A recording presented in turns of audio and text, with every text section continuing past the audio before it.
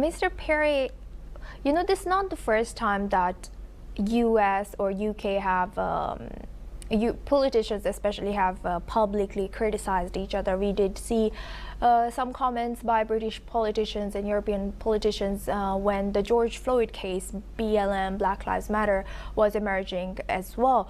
So what are we to make up of this now becoming public once again between U.S. and U.K.? How do you see their relationship? Well, there are two issues here. One is there any truth to what Vance is saying? And, is there a problem with policing in the UK? And are immigrant communities responsible for certain kinds of crimes? If we take it at face value, that's a legitimate, if complex and combustible issue. But the bigger picture, which I think is what you're asking, is why on earth is the US getting involved at the vice president level, criticizing the UK? Even if Vance had a point, which I think he partly might, this is part of the bigger picture where the US is currently run by far-right populist cabal that tries to help its fellow travelers all over Europe. And the US is always going to be trying to stir the stew in its European countries and create agitation against immigrant communities and strengthen far-right movements. Right now, Trump and his toadies are trying to strengthen Reform UK in Britain, as they're trying to strengthen the AfD in Germany, as they're trying to strengthen the Marine Le Pen national rally in France, in hopes of getting right-wing populists to come to power all over Europe. And why would they want that?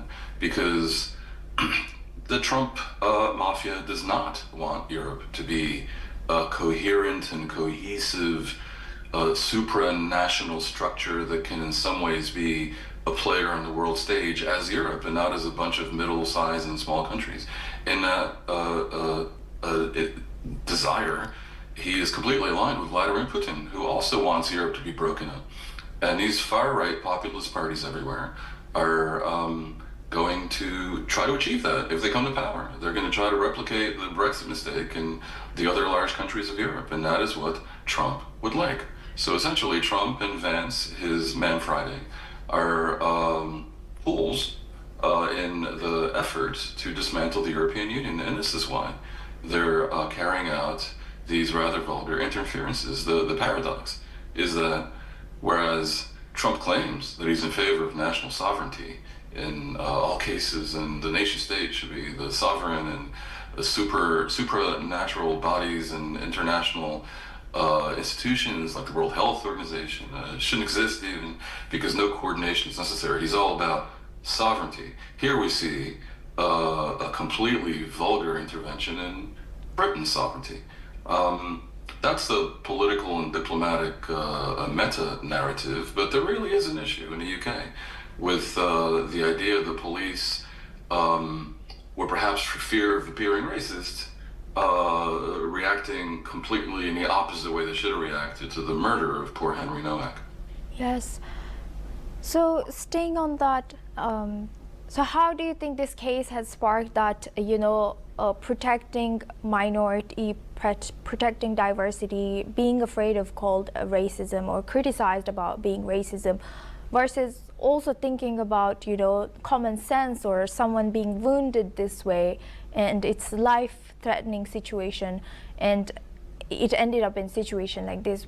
Where exactly do you think policing training was missing in this case, or what do you think was important? Yeah. I wasn't there and I haven't seen the final results of the investigation. I would rather discount anything David Lammy says in public. He's a politician. He's going to say whatever nonsense he needs to say. But the implication is that even though it was a non-white person stabbing a white person, and the white person was lying on the ground dying, he was the one who was handcuffed while the attacker was believed that this happened because of a racist slur, as if that would justify a knifing of this kind. And the police were afraid to act in a manner more logical for fear of being called racists. Now, I'm not so sure that's totally false. And I know for a fact that a sentiment aligned with this is spreading like wildfire around Britain, and it is backed by certain lenient sentences that have been given to Islamists, and the fear of